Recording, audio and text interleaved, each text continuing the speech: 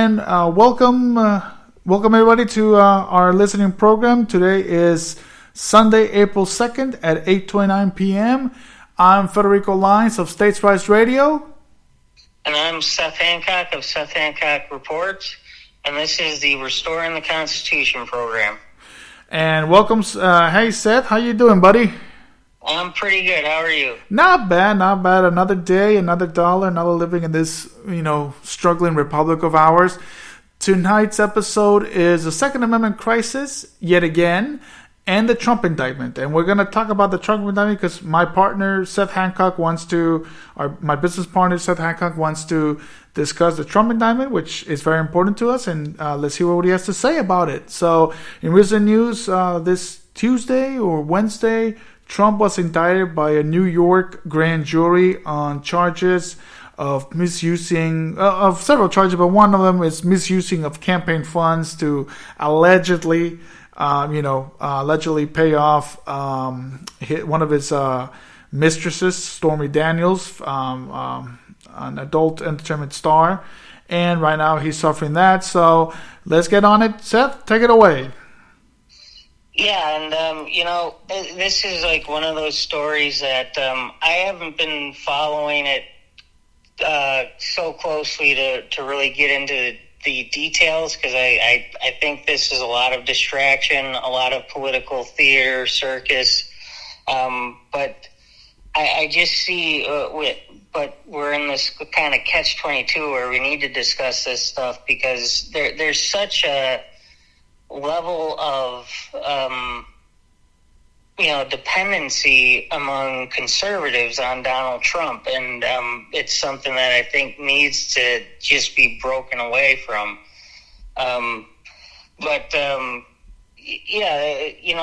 This indictment, I'm hearing a lot of talk. I saw Mark Levin on Fox News said we've crossed the Rubicon, this is tyranny now, and it's like, the rhetoric from the conservatives is just astounding. And the thing is, I do think this is a politicized prosecution against Trump, but,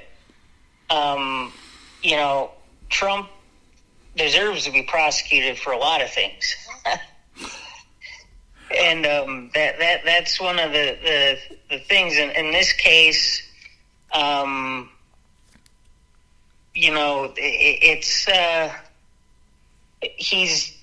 he's being targeted by a Democrat district attorney, but I think Donald Trump likes this. I think he likes having his name be the center of attention.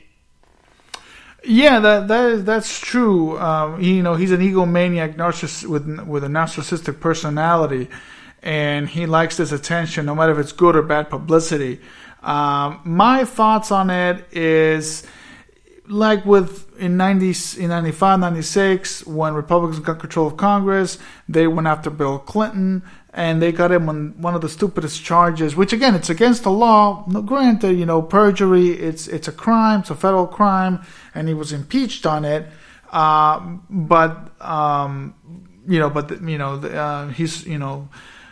yet again, it was a trumped up charge. The same thing as this one. It's misusing of campaign funds to pay off an adult entertainment star, and among other ones. I mean, and I know that the Supreme Court said in 96 that, president has no immunity before he enters office or even after he leaves office. So he's not immune to charges. But, I mean, would this actually help the country or not help the country? That's a question that, would it really... As you pointed out earlier in our discussions, you don't want another January 6th to lead, and I hope that we can contain that when we hear the rhetorics of Marjorie Greene and Lauren Boebert and Matt Gaetz. So I just don't want this to really blow up and just... But I don't understand the fascination of Donald Trump. I never did in 2015. I didn't vote for the guy. I didn't vote for Hillary either because I never been a Democrat, But I didn't vote for the guy. I don't understand this fascination that they have with Donald Trump. I just don't get it. He's not. I mean, he was never a Republican. He was never a Democrat. He's like a convenient political party advocate where he'll go where it's convenient. So, I mean, but we'll see. I mean, he's innocent until proven guilty, unless he pleads guilty. And yeah, I mean, I just don't know what will come to it. What's your take on that? Yeah, part of me thinks they could be setting him up for a perjury trap. Because here's the thing: Trump is a narcissist. From what I'm hearing, this is, the charges, although we don't exactly know what the charges are, I think, but we know what it's about. We know it's about the payment of hush money. But from what I'm hearing is it's kind of past its window, and that these charges shouldn't be allowed to be brought. But they could get Donald Trump on the stand, and I know Donald Trump will love to be on the stand, and he's a narcissist, and he will lie under oath. And then they'll have the perjury, as you brought up with Clinton. And, like I said, there are a lot of things Trump should be in jail for. First, for me, just the criminal lockdown orders in 2020. I thought he unconstitutionally took power that he didn't have. That led to just a crazy time in this country. But, like with Bill Clinton, if you go back, the Republicans focusing on Monica Lewinsky, Bill Clinton actually bombed countries to get Monica Lewinsky off the news. That's what you should have been going after Bill Clinton for back in the 90s. He actually killed people to get the headlines off of Monica Lewinsky. And this serves as a distraction, and we have to remember that all of these politicians are criminals today, basically. I mean, I know I'm swiping with the broad brush, but I think Washington, D.C. is so corrupt. There's almost no clean person in D.C. But we're in such a tribalistic society. Everybody's got their tribe, and we're never going to be able to clean it up as long as we're on our team. And we'll defend our team no matter what, and we'll go after the other team no matter what. It's this. Look, Trump probably should get off on this. This is a political prosecution. But I just want people to first off, don't give him any money. He's taken a lot of money from a lot of poor people. He, a rich man, has benefited from these types of stories. People go back to the Stop the Steal nonsense. If people actually read his fundraising back then, that not 1 cent of donations to Stop the Steal actually went to try to prove that the election was stolen unless you sent more than $8,000 to them. So the first $8,000 went directly to Trump and the RNC for their political PACs. So this is just another opportunity for Trump to grift and take money from people who can't afford to give him money, but they'll open their wallets because they think he's their savior. And it's just something that I think people need to kind of wake up to this, defend due process and that he should have a fair trial, but lighten up on the rhetoric on Trump being some type of savior, because he is not. No, you're right there that, he's never really been. I just don't understand what this fascination is of MAGA and this fascination of Trump. Like he's, I've seen memes like, pray with Trump, stay strong with Trump, and I'm like, wait a minute. I thought we owe allegiance to the Constitution, not to a federal bureaucrat. I mean, Biden, Trump, Obama, Bush, Clinton, they are the president of the general government of the United States, but they're not something that we have to idolize. And that's something I don't understand. And the same thing they did with the Clinton administration. You're right. And, not only that Bill Clinton bombed Kosovo and bombed parts of Bosnia to distract on the whole Lewinsky thing, but there were other things that, the Clinton administration did that was totally and blatantly unconstitutional that deserved to be impeached. And, on a perjury charge because, he got a BJ or not a BJ from Monica Lewinsky. I mean, that was just so dumb and idiotic. There was so multiple other charges that he could have been impeached. The same thing with Trump. For example, with Trump, the biggest one that I have is the border wall and the Muslim ban. I'm a strong advocate of the federal government not being in charge of immigration naturalization. It belongs to the states. It belongs to the sovereign states to handle as they seem pleased, as long as there's no human rights violations and abuses. But, to go after Trump on some misuse of campaign funds or went after Bill Clinton because of a perjury charge of one closet night with Monica Lewinsky, give me a break. I mean, it's DC, as you said, has become a political partisan corruption hack. It's are you a Republican? Are you a Democrat? We're going to go after them. It happens every time either party gets the majority in whatever house in Congress, and they just go with I'm a D, I'm an R, and that's it. And it's whatever happened to the Constitution, the principle of this republic, it's no more. Yeah. Yeah, and it's kind of, I've kind of put it this way, that the Democrats and Republicans are two crime families fighting over turf. And they're fighting over which bureaucracy is their bureaucracy, or, it's... But all of it is against the people. It's all against our liberty. We lose out as these guys fight over their little nonsense battles. But we need to get back to understanding the proper role of government, which we've completely lost. And it's kind of, we talk a lot about Washington, D.C. being the seat of power, or the president is the most powerful job in the world, and that kind of talk just, it aggravates me, because our idea, that the idea at the founding of this nation was the individual is the most powerful person. Mm-hmm. And government has some authority. It's very limited.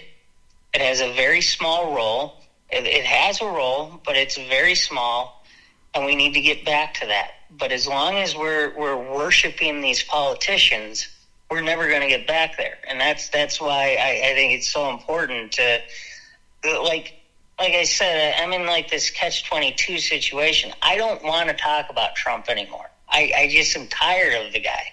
Yeah. But we have to, because there's so many people who are worshiping this guy. And it's we need to get back to being individuals, thinking for ourselves, and getting the government back to its proper role. No, yeah, you're right. And, this thing, you're right. You're absolutely right. This thing that the President of the United States is the most important, not only in the world, but within the country. Presidential elections were never that important. I mean, I'm a big fan of the John Adams miniseries, And I've been reading, and I've seen documentaries about Jefferson.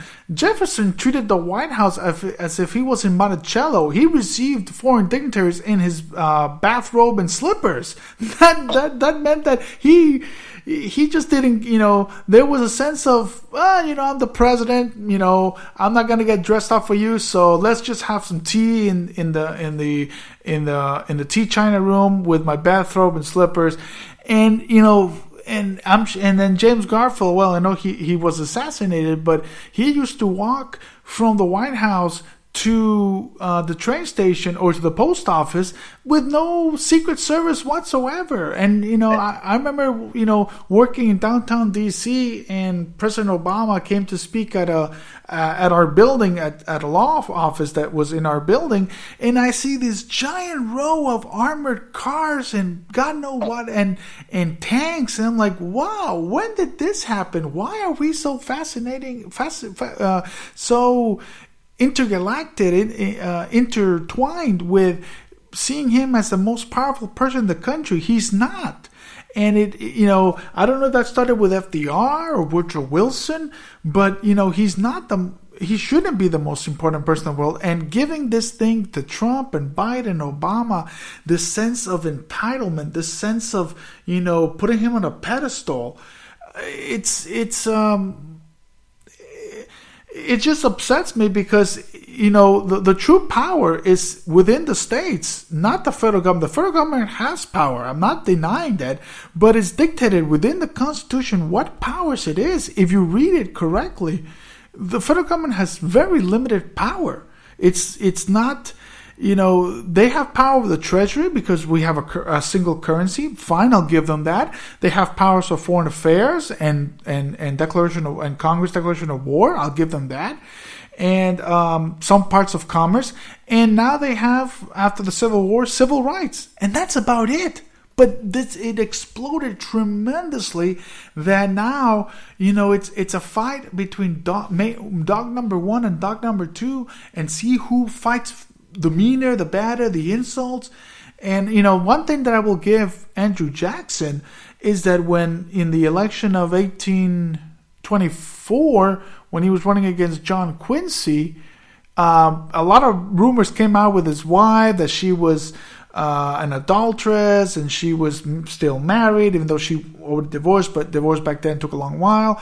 And he did not like that. And he, one thing I would say about Andrew Jackson, I'm not a big fan of Andrew Jackson because he's the first tyrannical president, but he said, it's not about me, it's about you. It's about the people and about the issues, not about personality. And that's what we've now made. So we made now the issue of personalities, of a Trump personality, a Biden personality, an Obama personality, that we've just forgotten the main issues. Yeah, and as you said, with like Andrew Jackson, the only good thing I can say about him is he killed the bank. Yeah, that too. Was the one thing that I was right there with him on. Although but he was not a good president overall. But just speaking of personalities, we also have there's this push to pit Donald Trump and DeSantis against each other. And Trump's doing a pretty good job on playing his role there. But before we move on, I wanted to get your thoughts on, DeSantis and, him saying that he won't extradite Trump to New York. Yeah, governor dependent, as I like to call him, because he's more dependent than a Democrat.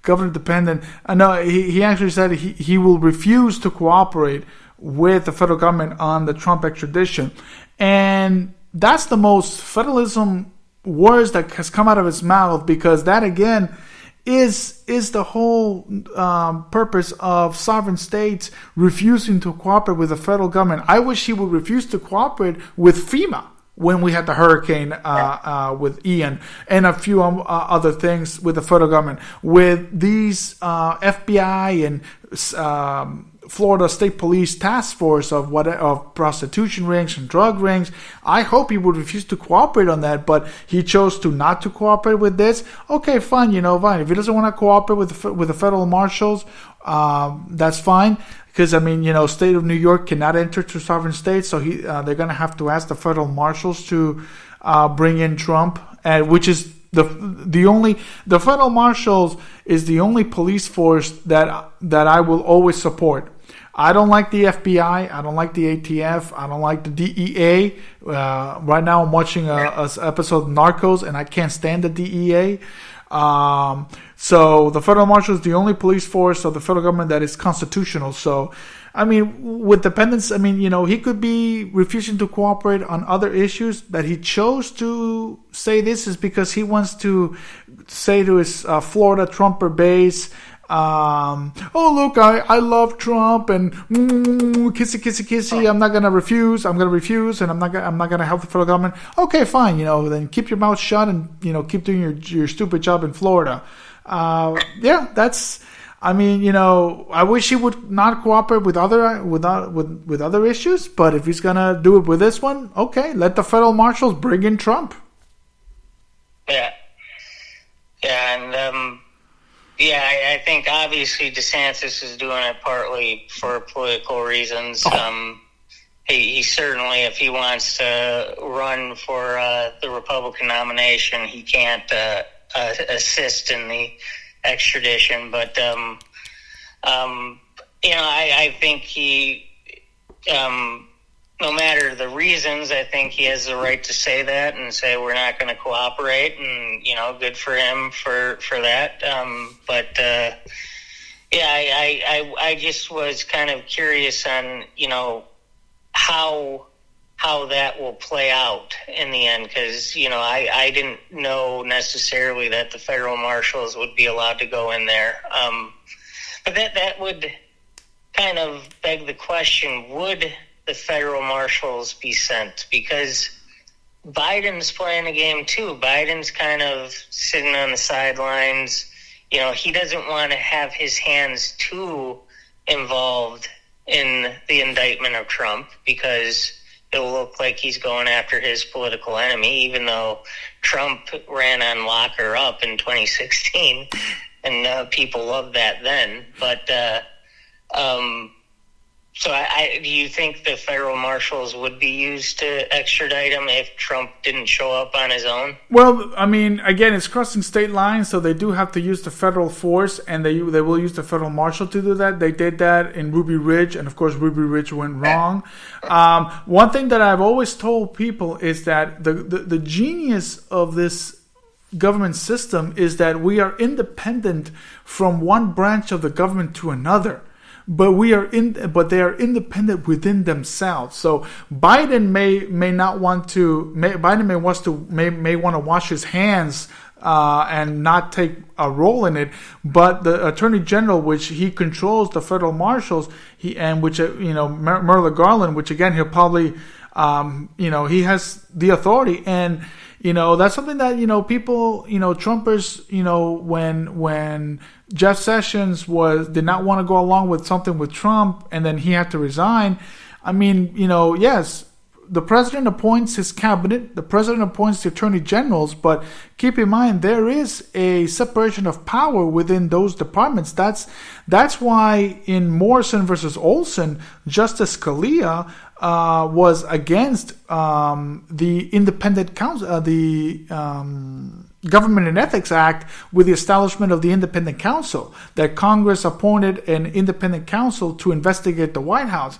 That's not how, that's all fine and dandy, but that's not how the system was worked. So, I'm glad that Biden is also stepping aside and not getting really into it, and that's fine. And let his attorney general make that decision. If he wants to tell New York State Attorney, the New York State Attorney and the state of New York, hey, listen, you cannot come into the state of Florida because of sovereign rights.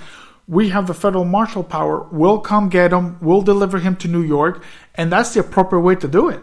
And, that's something that Trumpers, God love, blessed, as a Southern quote, bless their heart, because they are very ignorant to the core, the majority of Trumpers. So bless their hearts. They just don't understand. Either they don't understand, or they're too ignorant to understand, or they just don't care. But, no, I mean, the Attorney General has the right to impose federal marshals to enter into Florida. Yeah. I guess that kind of is going to be a moot point, just because I think it's already been said that Trump plans to go on his own on this week. I think they said Tuesday he plans on going. But I'm just, just on the powers, I was curious, if he didn't show up, what would be the powers to get him there from the federal level? Oh, it will probably be the federal marshals. Not the FBI doesn't. The FBI doesn't have any. The only thing the FBI has the power is a little monocle and to investigate. It's like a Sherlock Holmes of. It's like the Pinkerton agency of investigations. That's all they're supposed to do. They're not a law enforcement agency. They're an investigative agency. So this idea that people think the FBI has a right to arrest, no, they don't. They're just investigators. It's the federal marshals, the U.S. Marshals, that is a true police force of the federal government. Just like the state of Florida has their own little marshal or their own state police it's given to the counties in the majority of states.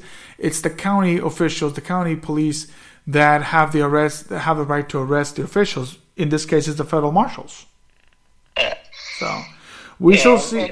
We shall see. Yeah, I was just going to relay a little story on, just how the federal so-called law enforcement agency, the FBI, which, like you said, is supposed to be investigative, how they interfere with local police. Because I cover several local governments here in Illinois, and we just recently, like a year ago, had a bank robbery, and the FBI takes over on all bank robbery cases. And I was trying to get some basic information from the local police, and they kept telling me that I had to go through the FBI to get comments. And I was looking for the local police department's response to the bank robbery. And I'm like, the FBI has nothing to do with your response. And it's just the way that the local police just kind of submit and hand over investigations to the FBI willy-nilly, and then a reporter like me can't find any information later on. I don't even know if that case was ever solved. Oh, well, in that case, bank robberies and kidnappings, because of the legislation passed by Congress in the 1920s, with the strong support of Mr. Ballet Tutu himself, J. Edgar Hoover, made it a federal crime for kidnappings and robbing banks. I guess it has to do something with the Treasury, with some sort of a Treasury Act and all that. So that lines with the FBI. But yet that again, on that level, they've made the FBI as an arresting force, even though that they have no arresting authority, whatever. But you're talking about the history of J. Edgar Hoover, where he really took the Constitution and just used it as toilet paper. Yeah. So we will see what will entail this week, and we'll see. Let's hope that there's let's keep thoughts and prayers that no one starts with invoking violence. Mr. Getz or Green or Boebert. So we shall see. But just to touch base on the other segment in a little bit. With the shooting in Nashville, Tennessee, that recently shooting in a private school, thoughts and prayers go to their families. And of course, here goes the talk again of the Second Amendment and gun control. And, and and listening to Whoopi Goldberg and all left-wing pundits, particularly Whoopi Goldberg, that's what I want to just bring up, where she said that Scalia had it wrong would define the Second Amendment. And I said to myself and to my listeners, no, Scalia had it right. It's, the people that came, it was John Paul Stevens that has it wrong. And I read and reread the Second Amendment, and and it's very interesting where Justice McReynolds in 1939 had it wrong as well.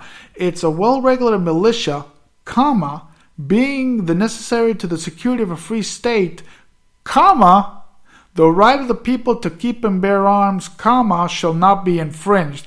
It's talking, the Second Amendment is not about hunting, it's not about sporting, it's not about home defense. It's against tyranny. It's against tyranny, against an oppressive government. But yet again, it also says that it must have a regulated government, army, militia. And with that, with a necessarily secure state, free state, our rights should not be oppressed. That's why, Lincoln had it wrong when he confiscated weapons from many Confederate sympathizers and many Northern individuals. People really need to really read and understand the comma. The comma placements are very important. That's what Scalia pointed out in his DC versus Heller case.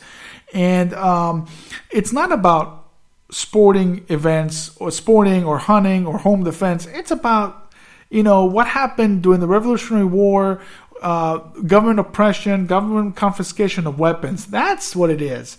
And also, in the case of Florida that happened in Parkland in 2018, the state legislature of Florida raised the gun age from 18 to 21.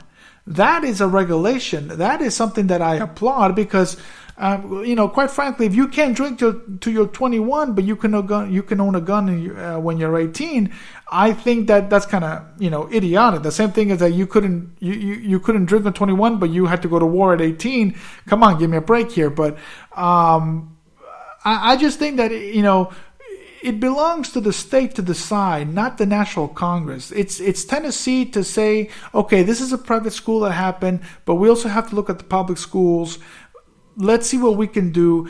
Let's not involve Marsha Blackburn, Senator Blackburn, the other senator that I forgot his name, the congressional delegation of Tennessee. They need to resolve it within their borders. It happened within their borders, and it's a Tennessee issue.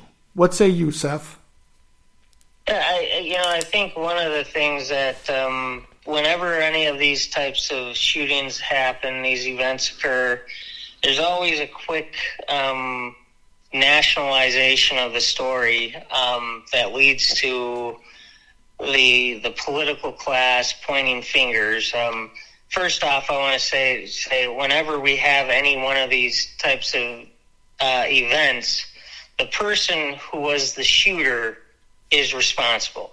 The guns weren't responsible. And I have problems with this, this transgender movement that they had the transgender Day of Vengeance planned. I have a huge problem with that, but even I'm not going to blame them either. It's the person who did the shooting who's to blame. I think we need to start understanding what the real problem is, and it's cultural. And it isn't that we don't have enough laws. It isn't that people have access to guns. It's a cultural issue. And we are a tribalist culture, and, people need to get to kind of drop the emotionalism on this and start dealing with at like you said, at the local level. People need to deal with it at a local level and not let the national news cycle dictate how we're going to think about these things. No, yeah, you're right, and you're right. The one we need to blame is the individual, and if the individual's family, well, the good thing is that this individual in particular was killed during the shootout, so he'll never face trial. So he faced justice right there because he didn't want to surrender. So he was killed. But other shooters. just to correct, it was a female. Oh, it's a female. Yeah. It was a female who thought she was male. That was... Yeah, and no, you're right. It was a female, she, and so, it's the responsibility of that individual and its family because, did they know about it? Why didn't they bring awareness? Should they be held accountable? That's there. But, this thing, they bring too much emotion in the Second Amendment, and they lose sight of the meaning of it. For example, Justice Stevens in DC versus Heller said that the Second Amendment does not give you the right to rob banks. Well, no shit, Justice Stevens. Pardon my French. But of course the Second Amendment doesn't give you the right to rob banks. It's, that's the whole, that's a federal crime. So Justice Stevens is so wrong in that. But yet again, people misconstrue because they are so wild up with emotions and all that. And you're right. It's a culture issue that's affecting this country. It's a new thing that, I have no problem with people who identify as gay, lesbian, transgender, pansexual, whatever. I mean, that's fine and dandy. This is America. You can be whatever you want, whenever you want. I have no problem. What I have a problem is, and this happened in the 1970s with the Equal Rights Amendment, the ERA, is that when they are using federal funds to help their cause, to help themselves, that's where I have a problem with. If they want to use it, if they want to ask their local representation for funds because they can't afford it, okay, fine. That's their state. That's their issue. That's themselves. I have no problem with that because I'm a man of federalism. I'm a man that, it's within your own state. If California wants to open up a budget either through a referendum or legislation to help out transgender people in their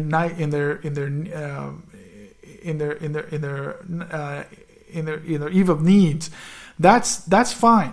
If Alabama wants to be backwards and doesn't want to, let me take it back. If Alabama doesn't want to do it, or Mississippi, or Georgia, or any other state, that's fine as well. I mean, that's just the nature of the beast.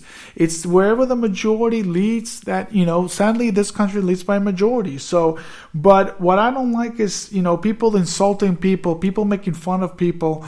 Will we make fun of a little person? No, of course not. I'm not going to make fun of somebody who's a transgender. If that's who they are, that's fine. Now, but that's my main issue is that they can be whatever they want. They can do whatever they want. Just as they don't ask for federal funds because that is so wrong. Well, and that's what gets us to the big problem is that. When we're using the taxpayer dollars, and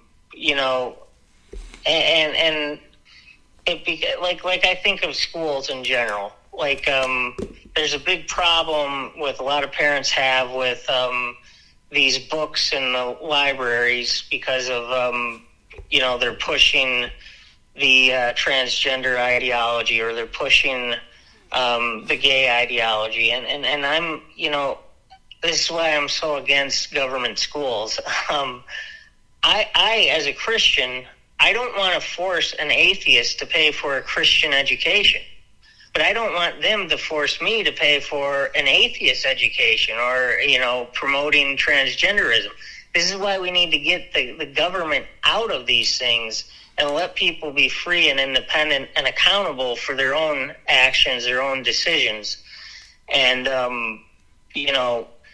we got to start getting back to the government staying within its only role, which is really to preserve liberty and to have a justice system when people break the law.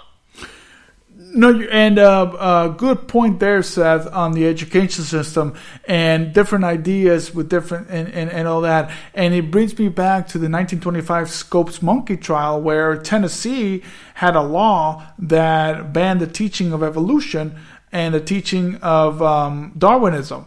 And yet, and they only taught the teaching of creationism. And, of course, in the famous play Inherit the Wind, the character playing Clarence Darrow and the character playing William Jennings Bryan, those characters, the Clarence Darrow character said, I don't want you bigots and ignoramuses to control the education system of this country. And Brian's character says, so that you can control it?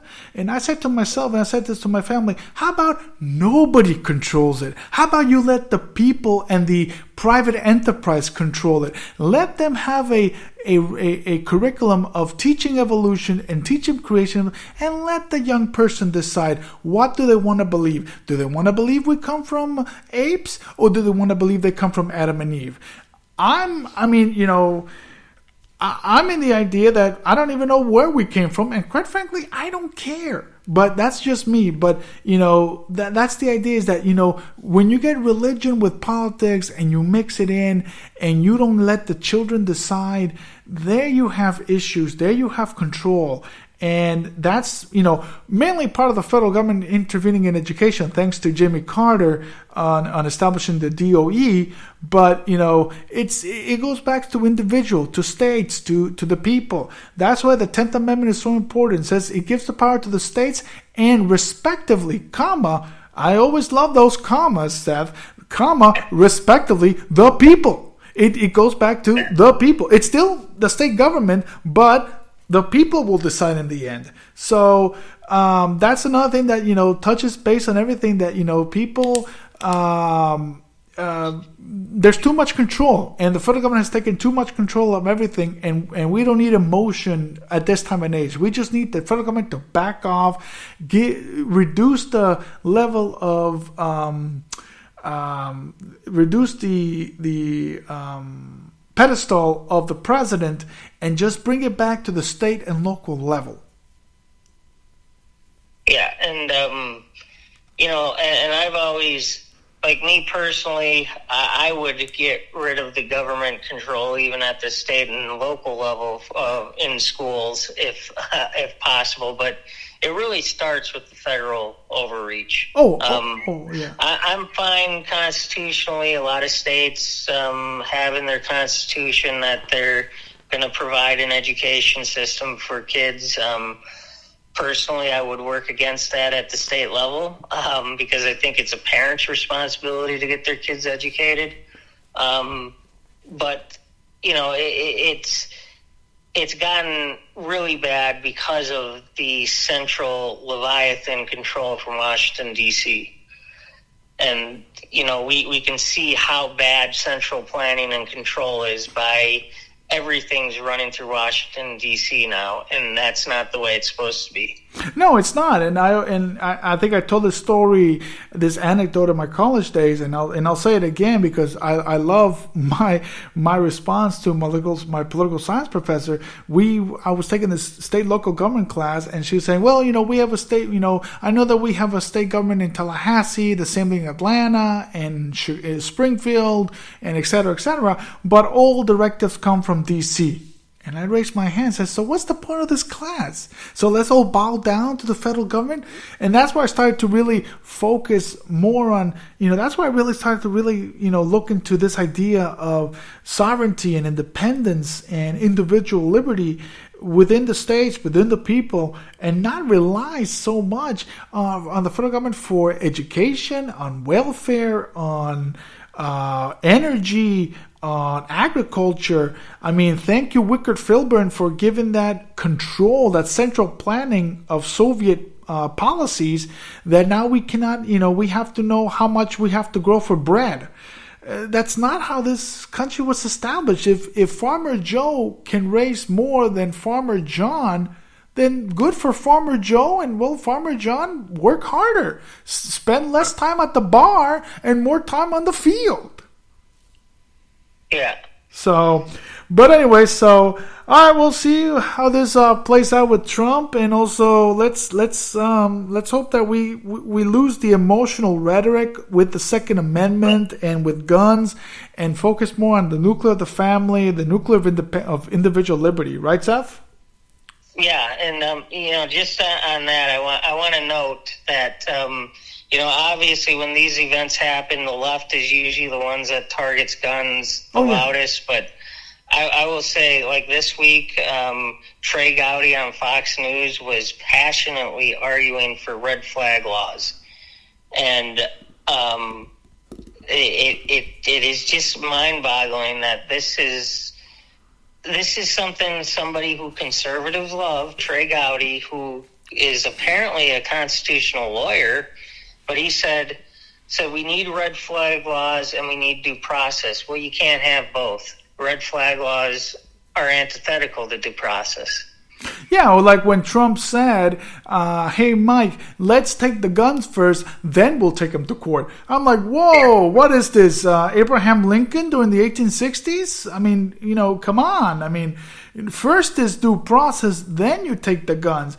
Innocent until proven guilty. Yeah, no, these red flag laws, and for Trey Gowdy, which, he was a former congressman, so I can see why he would be in line for federal gun control laws. It's just mind-boggling. And then the people who watch, I'm sure that the people who watch Fox News, the Trumpers now don't watch Fox News anymore. They watch One American News that is just as idiotic as Fox News or CNN. So I don't trust the media, and the media has just become a subject for ignorance. And that's what Trey Gowdy has become.